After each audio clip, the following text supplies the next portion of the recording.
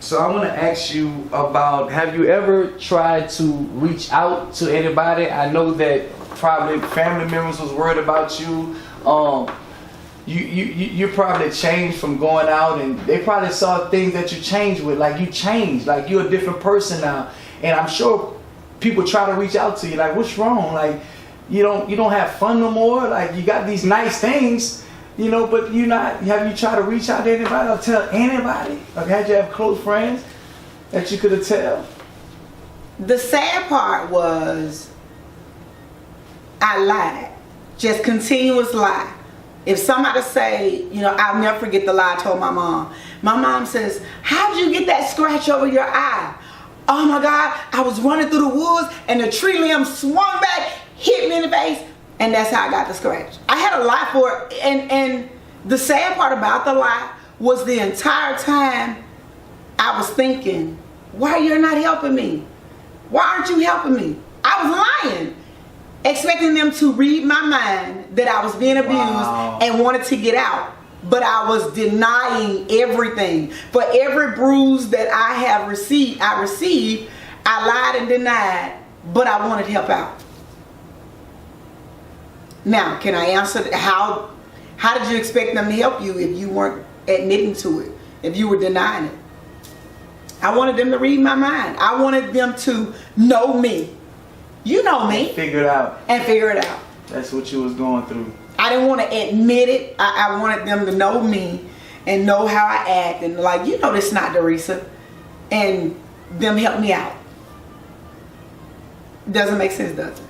Nah, it don't. But that's because I had a young person's mentality. It takes, like, when you get into relationships, you really need to know what you're doing. You need to know what you're getting into, and you need to know who you're getting into it with, because those spirits are real. And to deal with him when I was young, it was like I was always afraid of getting hit. But the more he drank, the more he hit. It was always an excuse. It was always about controlling me, and if I stepped outside of that, then came the abuse. But I lied. Nobody knew, but I expected them to know. Were you in danger of your life at any point of the abuse, where you felt like he was gonna kill you? I felt like the one time that he climbed on top of me and just continued to beat me, and his brother, grown people, stood right there. "Man, get off of him." He quarterback, he tackled me like a quarterback, rushed me to the ground head first, and just got on top of me and beat me. And that particular time, I think, was, to me, the scariest. I don't know why. Because I guess his brother's telling him get up, even though he didn't try to pull him off of me. It just, the anger that was in his face just kind of made me wonder, is this the same level as it's always been? So I never knew. Did you try to call the cops? Did you try to get help from?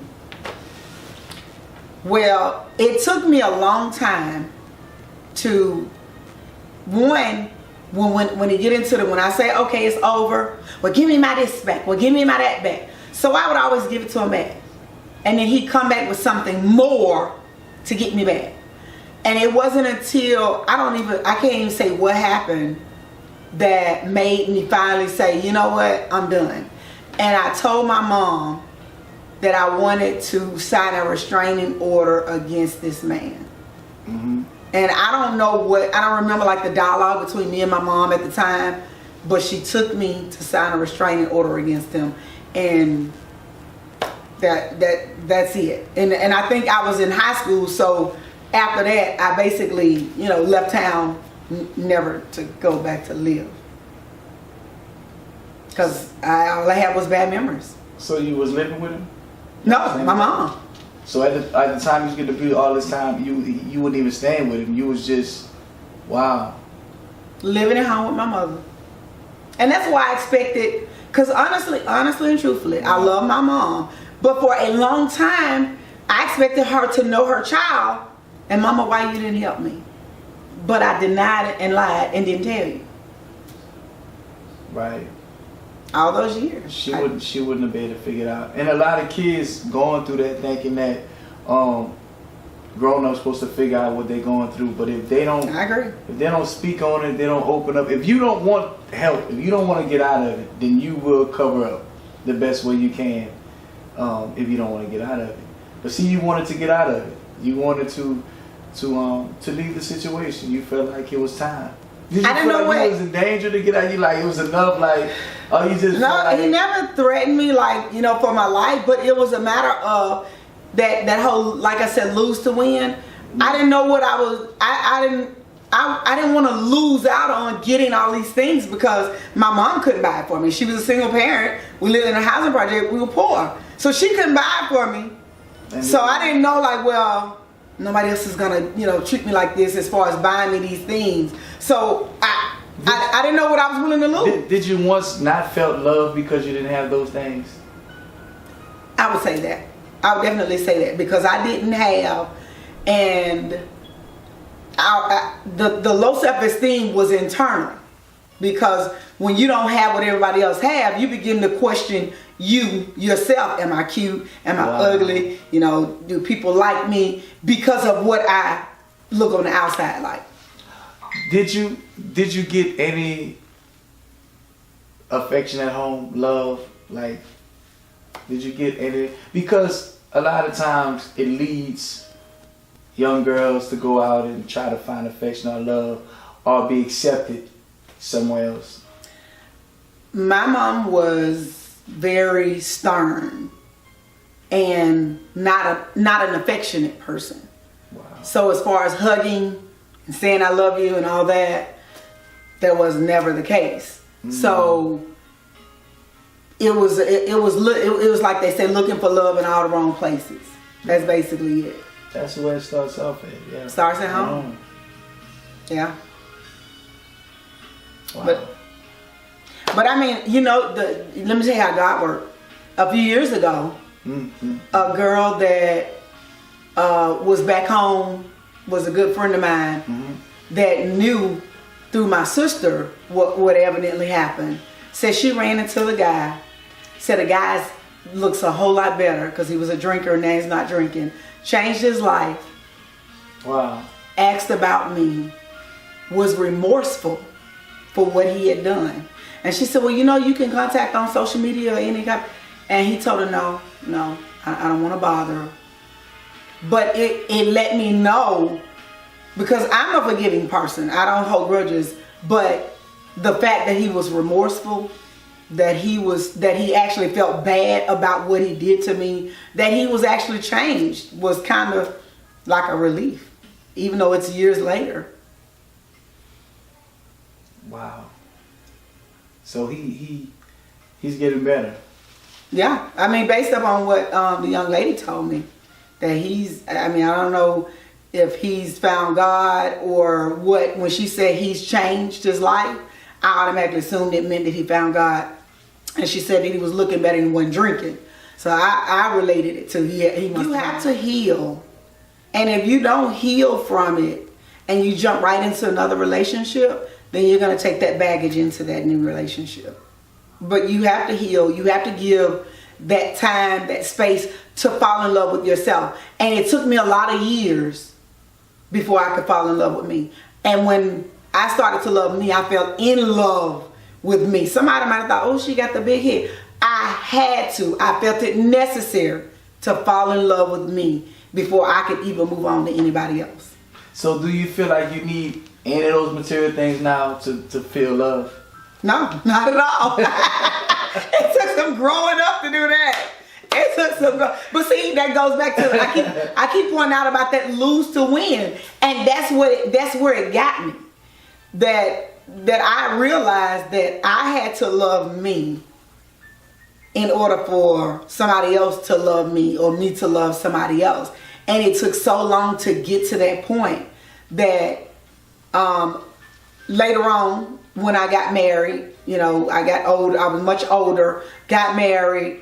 The very first time the guy hit me, he's like, hit me on the head, and I was like, oh, did you just hit me? He minimized it and said, oh, I just bopped you. So I was like, I wasn't sure. Right. Was that a bop, you know? Right. Or was he hitting me like he gonna be an abuser? Right. And later on, because he minimized it, I gave him the benefit of the doubt. Later on, I realized that, you know, he began to drink, but we were married at this point. He began to drink. One of the things that I never forget, somebody told me, if they beating you now, when they marry you, the first thing they like, I got you now. Can't nobody, your mama can't help you now. Don't go crying to mama now, because I got you once you get married. Once you get married, right. And he would drink every day, which in turn led to abuse every day. So, long story short, I mean, like literally abuse everywhere, anywhere. This was in the marriage now? This was a different person in a marriage. And we were together, we were married almost 5 years, we were together 4 years, we was together almost 5 years, and everywhere we went, everything went on, it was always a fight. Every time he drank, that meant an argument. Every time an argument meant a fight. Always, on just like when I say a regular basis. And I had 3 children at this time. One was his daughter. I had 3 children.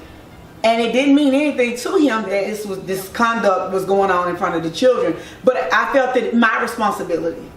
And I didn't want my children to think. He was abusing them in front of the kids? It didn't bother him. Wow. I remember the one, and this is when I knew I had to get out. It happened all the time, but I would always try to make sure the kids were gone or somewhere. And the one time that he said, you know, it was okay for me to go somewhere. I went somewhere on like a Thursday night, and he watched the kids. I came back. As soon as I came back, he said, okay, now it's my turn to go. And I'm thinking, why was he okay with it? So he goes out, he come back, he makes all this noise, does everything to wake me up, but I'm playing sleep.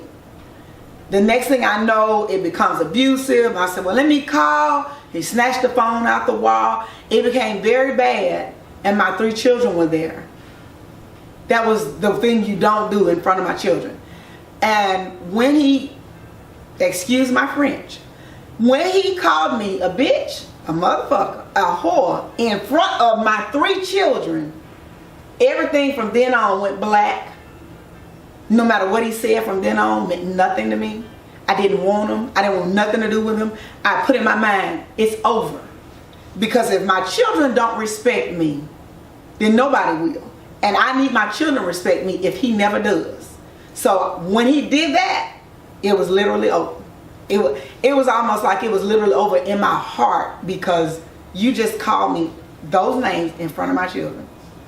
The abuse was one thing, but I don't need my children to think that this is how it's supposed to go. Right. Yeah. So I started planning. I started planning. I went and I was living in a mobile home. I had a mobile home for 10 years. What's the word for it? Traded in my mobile home that I had for 10 years and got a different mobile home. His name was on it. But the consolidation meant me paying off some bills because I was planning. So I'm paying off these bills in order to get out of this without any words to him. I lived in Fairhope, and I went to Mobile and applied for an apartment. And they approved me for the apartment. This is lose to win. I was concerned about my credit. Truly concerned about my credit. But what I did was, I filed bankruptcy so that I would leave everything, take my kids and leave. I weighed my options. Do I want my kids and to be happy? Or am I worried about having this second income in my house and be sad? And when in my marriage. And so because I literally, it's like I'm a very visual person, I weighed my options and I chose to have my family, my kids, and I moved. I lost a lot. But when I moved and started over, I got more than double what I had. So it was like I had to literally lose. And that's one of the things that women are too afraid of. They're afraid of losing the finances. They're afraid of losing the home. They're afraid of losing all of these things. They're not, but what they got to be afraid of is losing their children and losing their lives, because domestic violence is real. I got out alive. I'm one of the blessed ones that I got out alive, happy, with my peace of mind. My younger two children don't remember anything at all about the domestic violence. My oldest son remembers a little vaguely, because I got out at an early enough time to whereas it didn't affect my children. I did, and a lot of people just stay and they stay, and the one thing I thought about was when I had my daughter was maybe having this baby, things are gonna get better. A lot of women think that having that child is gonna get better. It doesn't get better if he doesn't want it to get better. So you have to figure out what it is that you're willing to lose in order to win. Because if you continue trying to change that man, or because women abuse men too, or you're spending time trying to change that woman, it's not going to take you to change them. A baby's not going to change them. It takes them to want to change. If they don't want to change, if they don't get any type of help, then no change. If you continue doing the same thing over and over again, how can you expect to change? I thank you.